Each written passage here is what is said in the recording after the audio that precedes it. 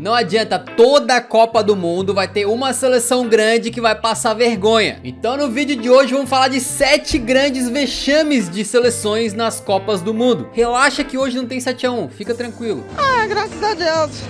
A gente volta bastante no tempo para falar da Copa do Mundo de 1950. É uma Copa que no Brasil ficou muito marcada porque a nossa seleção precisava de um empate no jogo final contra o Uruguai para ser campeã, perdeu dentro de casa e aí a vaca foi pro brejo. Mas outra seleção que decepcionou demais naquele ano foi a Inglaterra, e eu te conto por quê. Os ingleses, considerados aí os inventores desse futebol moderno, né, caíram num grupo onde poderiam ser considerados fortes candidatos à classificação, com Espanha, Estados Unidos e Chile. Eles abriram a Copa do Mundo vencendo o Chile por 2 a 0, tudo de boa, aí que veio o jogo contra os estadunidenses. Se hoje a seleção dos Estados Unidos não é considerada das mais fortes, em 1950 era muito pior. Pra se ter uma ideia, se você pegasse todos os jogadores daquela seleção dos Estados Unidos na Copa de 50 e somasse a quantidade de jogos que eles tinham feitos pela seleção, dava 39. Era um time extremamente inexperiente e longe de terem qualquer entrosamento. Pra além disso, o futebol não era tradicional lá nos Estados Unidos, tanto é que a seleção chegou a passar 10 anos sem disputar uma partida, amigo. Enquanto a Inglaterra era o oposto, o berço do futebol, e ainda que eles participassem da Copa pela primeira vez, porque tinham recusado a participação nas edições anteriores, eles talvez tenham entrado em campo assim com uma soberba, né, achando que ganhariam com tranquilidade. Mas o resultado não poderia ser outro a não ser um vexame histórico. Em 29 de junho de 1950, no estádio Independência em Belo Horizonte, a Inglaterra conseguiu a proeza de ser derrotada pela seleção dos Estados Unidos, um grande catadão de jogadores que mal estavam acostumados a jogar juntos. Esse 1 a 0 foi uma vitória tão surreal na época que ganhou o apelido, o Milagre de Belo Horizonte, e virou até filme. O resultado na época foi tão chocante que diz a lenda que teve um redator aí que recebeu a informação de que o jogo tinha acabado assim, na Inglaterra 0, Estados Unidos 1, e o cara falou, não, deve ter sido um erro de digitação, esqueceram de colocar o 1 na frente do 0 no placar da Inglaterra. O placar correto é 10 a 1 pra Inglaterra. Tentando fazer uma analogia, seria se como, por exemplo, a poderosa seleção da França hoje em dia perdesse pra Malta, sacou? Depois os ingleses perderam pra Espanha também, foram eliminados na fase de grupos e voltaram pra casa com um choque de realidade aí sobre o futebol internacional, né?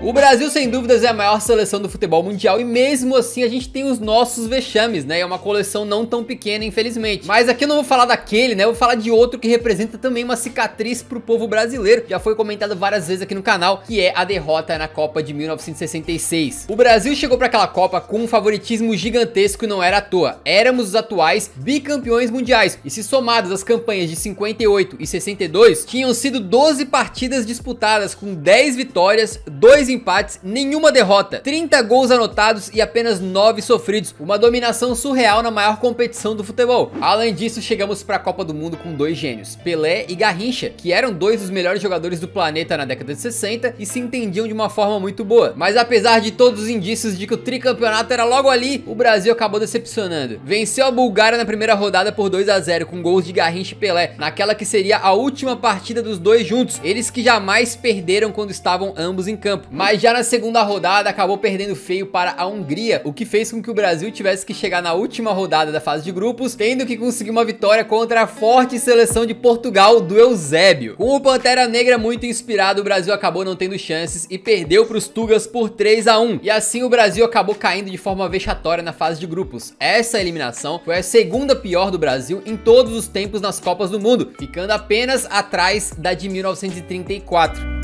A Argentina teve uma sequência de 2 mundiais que mudaram para sempre o patamar da seleção. Em 86, quando venceram a Alemanha com Diego Maradona inspirado, e em 90, quando de novo com Maradona, eles chegaram na final de novo contra a Alemanha, só que dessa vez perderam. Naturalmente isso fazia com que a Argentina chegasse para a Copa de 94 de peito estufado, uma baita geração e candidatos ao título. Para ilustrar isso, basta ver alguns nomes argentinos que estiveram em campo no primeiro jogo da seleção contra a Grécia. Além do gênio veterano Diego Maradona, estavam presentes o Redondo, o Simeone, Canidia e o Batistuta. Não era brincadeira não à toa eles trucidaram os gregos na primeira partida, inclusive com um hat-trick do Batistuta, mas a coisa começou a desandar na rodada seguinte. A Argentina até venceu a Nigéria, mas logo depois da partida o Maradona foi selecionado para o exame antidoping e bombou, suspenso do restante da Copa, e isso por si só já era um vexame, obviamente, e talvez isso tenha ajudado a destruir aquela promissora Argentina que chegou com favoritismo para a Copa do Mundo e acabou indo para casa mais cedo. Isso Isso porque na terceira rodada da fase de grupos perderam para a Bulgária por 2 a 0 e a Argentina só se classificou porque foi uma das melhores que terminaram na terceira colocação. Aí nas oitavas de final pegaram a Romênia, que foi uma surpresa, perderam por 3 a 2 e deram adeus à Copa do Mundo. De duas finais consecutivas a uma eliminação nas oitavas por uma seleção muito mais fraca.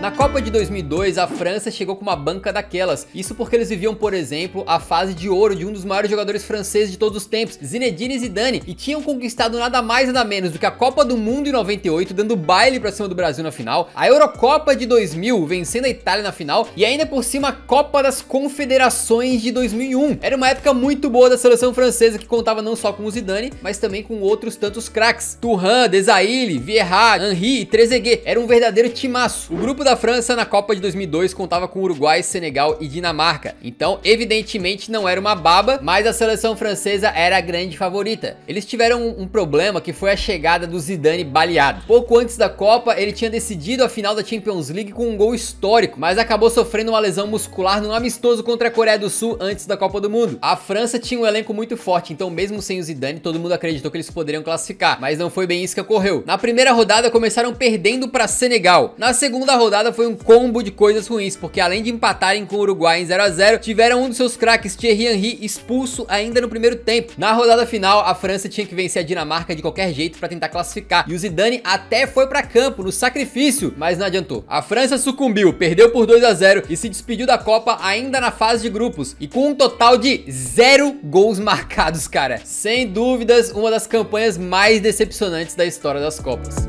E a França definitivamente não aprendeu a lição e em 2010 protagonizaram mais um vexame. Eles tinham se recuperado daquela falha em 2002, indo pra final da Copa de 2006, né? Vocês lembram bem. Perderam na Itália só nos pênaltis, né? Mas se a seleção de 2006 era fortíssima, a de 2010 já não era tanto, mesmo tendo alguns craques aí, como o Franck Ribéry e o Thierry Henry. Pra piorar, o técnico era o Raymond Domenech e ele teve tretas imensas pra lidar. Teve boicote ao treinamento, brigas internas entre jogadores e o Anelka até mandando o seu próprio técnico tomar essa cerveja aí. Pra você ter uma ideia do nível da baixaria no elenco francês, o presidente da França na época, Nicolas Sarkozy, teve que enviar sua ministra dos esportes lá pra África do Sul pra tentar apaziguar os ânimos, cara. E não deu certo, não deu. Na estreia, o técnico Domenech já meteu o louco, né, e saiu botando o Thierry Henry no banco. O plano não deu certo porque a França empatou em 0 a 0 com o Uruguai. Pro segundo jogo, Thierry Henry nem entrou e a França perdeu pro México por 2 a 0. E México e Uruguai até são seleções de mais respeito, né? Mas a França conseguiu consolidar o seu vexame histórico, perdendo para a anfitriã África do Sul por 2 a 1 e sendo eliminada simplesmente como lanterna do grupo. Pelo menos nessa Copa a França conseguiu marcar um gol, ou seja, já foi melhor que aquela campanha de 2002, né?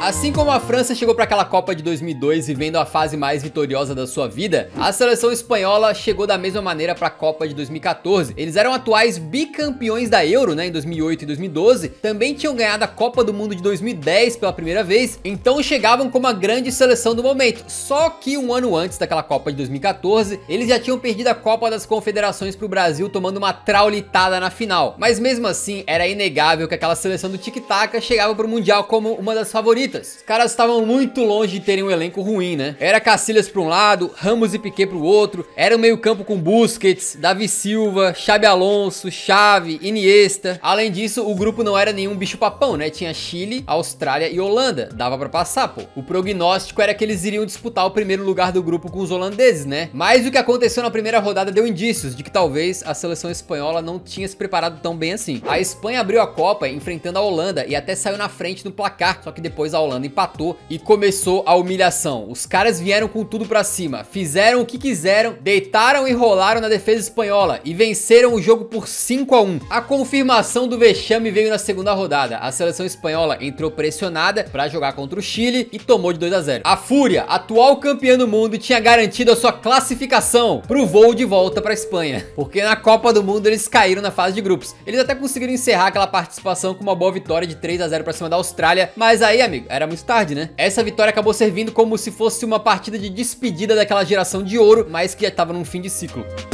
A Copa do Mundo, ela é boa em mostrar que um ciclo chegou no fim, né? Porque ela é cruel, cara. Se você chegar lá mal, você vai se arrombar. E em 2018, quem viu essa realidade bater na porta foi a Alemanha. Tinha sido campeã da Copa em 2014. Naquela Copa da Rússia, a campanha da Mannschaft mostrou como um trabalho às vezes pode se desgastar com o tempo, né? Tipo assim, não é nenhuma questão dos caras não terem bons jogadores, mas as coisas simplesmente passaram a não dar certo. O Joachim Löw, que era o técnico daquela Alemanha, tinha assumido a seleção em 2006. Ele estava à frente do cargo já há mais de uma década e assim, esse tanto de anos aí à frente de uma mesma seleção ou de um clube é muita coisa, né? Em termos de nomes, se liga que a seleção alemã era maravilhosa. Neuer, Hummels, Boateng, Kimmich, Toni Kroos, Ozil, Müller. Tudo bem que alguns desses caras não viviam mais o seu auge, mas mesmo assim, num grupo com México, Coreia do Sul e Suécia, a maioria das pessoas apostou que a Alemanha passaria em primeiro. Mas em Copa do Mundo, meu amigo, a primeira partida pode definir o restante da história, né? Vocês devem ter percebido nesse vídeo que muitas vezes uma seleção favorita chega, toma uma traulitada no primeiro jogo e aí descamba. E foi justamente o que aconteceu com a Alemanha na primeira rodada, quando eles perderam para o México. Eu tive a oportunidade de acompanhar esse jogo lá em Berlim, no meio dos alemães, naqueles telões que eles colocam na rua pra galera assistir o jogo da Copa e tal. E a verdade é que tinha uns mexicanos lá comemorando efusivamente, mas os alemães não acreditavam na derrota. Na rodada seguinte, a Alemanha estava mal, mas conseguiu se recuperar graças a um golaço absurdo do Toni Kroos de falta já nos últimos momentos da partida. Então chegavam pro último jogo daquela fase de grupos com uma missão simples, em teoria: derrotar a Coreia do Sul. Mas a Alemanha fez um jogo terrível, sem criatividade, sem energia, sem ambição, quase como que se achassem que eles poderiam vencer a qualquer momento, talvez. Resultado, nos acréscimos do jogo, eles conseguiram tomar 2 gols, incluindo um do gênio Son, e assim a Alemanha não só caiu na fase de grupos, como foi a lanterninha. Um baita de um vexame, né, meus amigos? Por falar em vexame, mais ou menos aqui na minha mão tem outro vídeo só com eliminações doídas do Brasil em Copas do Mundo. Fica a recomendação também se você quiser assistir. Espero que você tenha curtido esse vídeo aqui. Se curtiu, deixa o like antes de sair, que ajuda a divulgar o vídeo e o canal. E nos vemos no próximo. Então, um grande abraço. Falou!